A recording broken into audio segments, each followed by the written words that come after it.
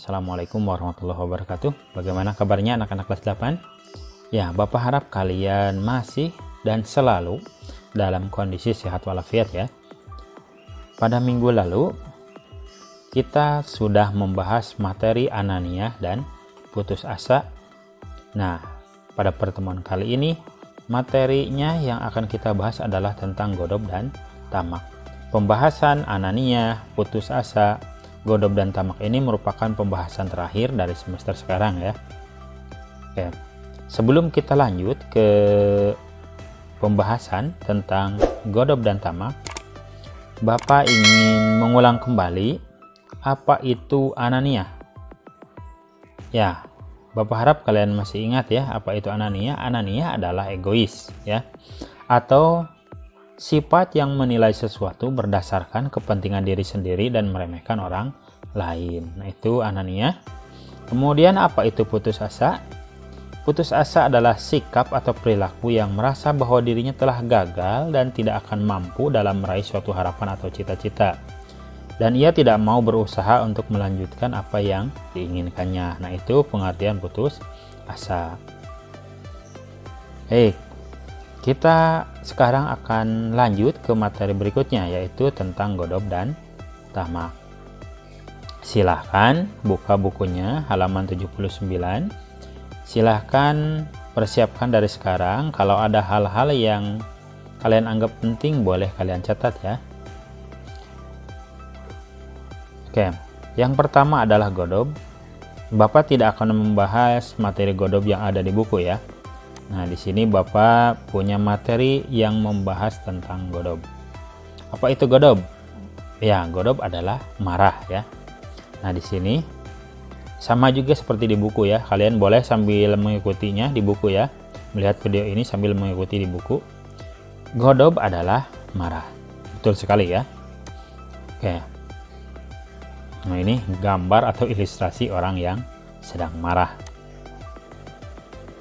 Nah, di sini dibahas Godob artinya orang yang suka marah atau pemarah. Sedangkan marah artinya berontaknya jiwa dalam menghadapi sesuatu yang tidak disenangi, atau marah adalah luapan hawa nafsu baik dengan perkataan maupun dengan perbuatan yang tidak terkendali. Itu pengertian Godob ya. Nah, di sini ada dalil yang membahas tentang Godob. Di buku juga bisa dilihat ya dalil tentang Godob, yaitu surat Ali Imran ayat 134, ada di halaman 80. Kemudian di halaman 79 juga ada hadis yang membahas tentang marah.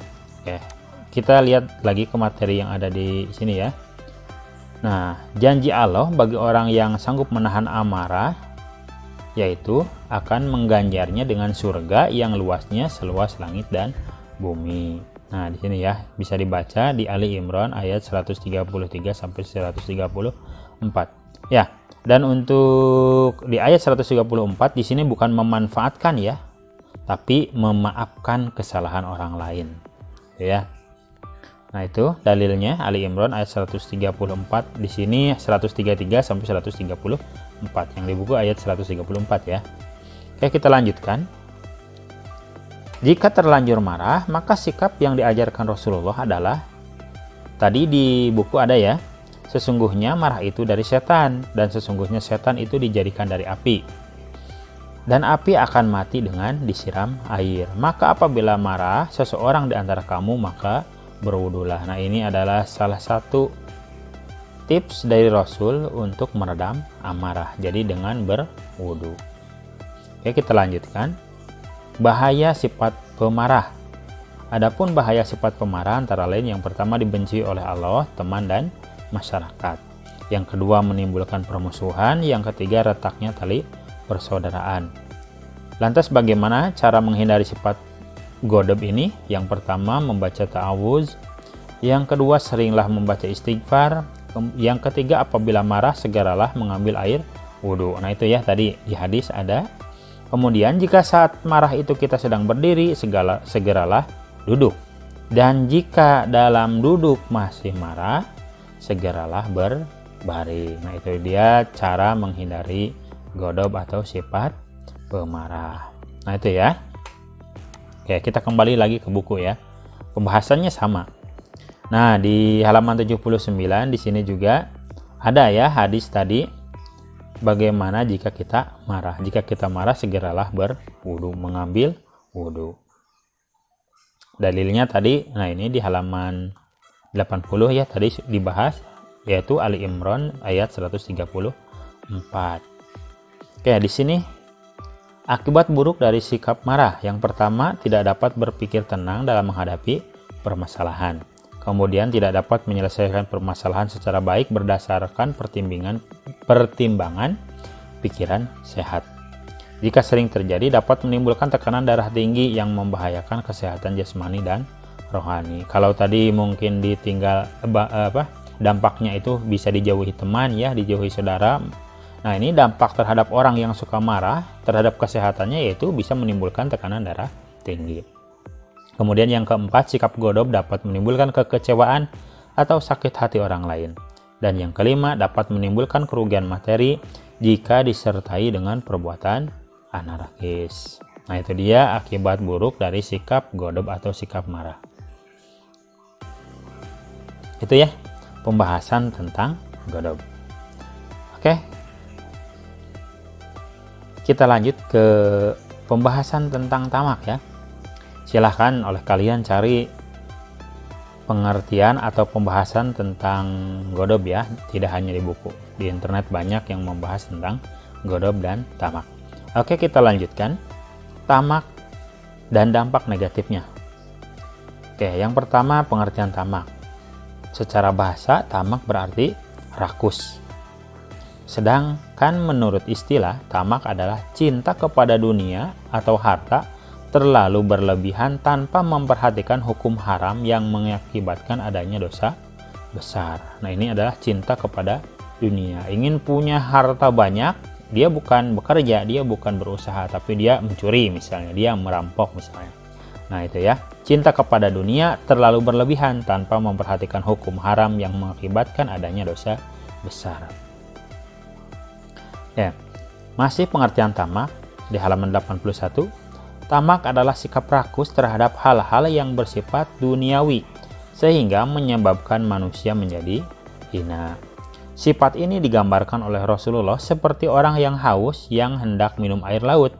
Semakin banyak ia meminum air laut, semakin bertambah rasa dahaganya. Itu ya.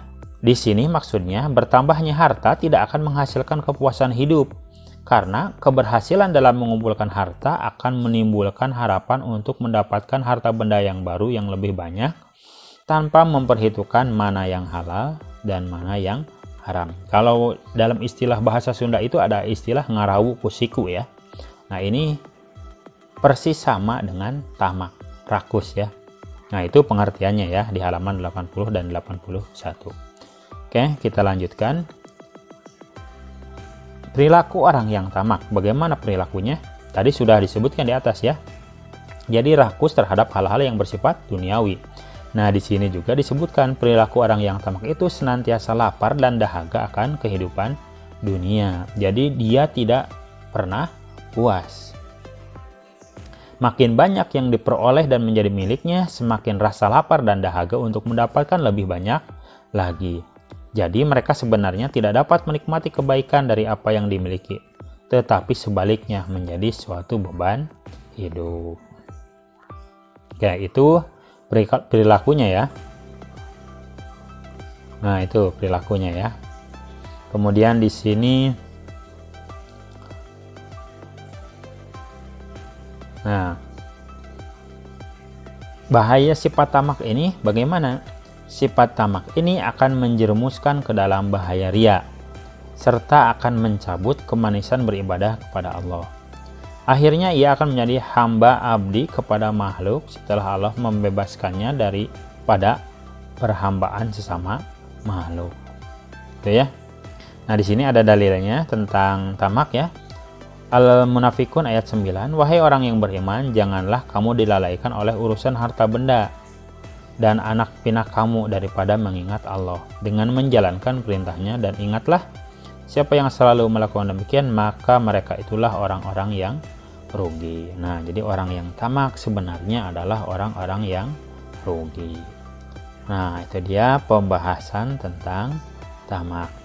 Ya, kalau dirasa kurang cukup, ya silahkan cari materi tentang tamak dari sumber yang lain ya, dari internet atau dari buku-buku ya. Nah, itu dia pembahasan kali ini yang merupakan pembahasan terakhir ya. Bapak harap sampai sini kalian paham ya. Oke, sebelum kita akhiri, Bapak ingin mengulang kembali apa itu godob? Ya, godob adalah marah atau pemarah. Gitu ya. Kemudian apa itu tamak? Tamak diartikan juga sebagai rakus gitu ya, atau dalam istilah itu tamak adalah cinta kepada dunia terlalu berlebihan tanpa memperhatikan hukum haram yang mengakibatkan adanya dosa besar. Itu dia pembahasan terakhir kita, pembahasan tentang godob dan tamak. Demikian pertemuan kali ini. Bapak harap pembahasan materi godob dan tamak ini bisa bermanfaat untuk kita semua. Dan Bapak mohon maaf bila dalam penyampaian materinya banyak kekurangan. Terima kasih atas perhatiannya. Assalamualaikum warahmatullahi wabarakatuh.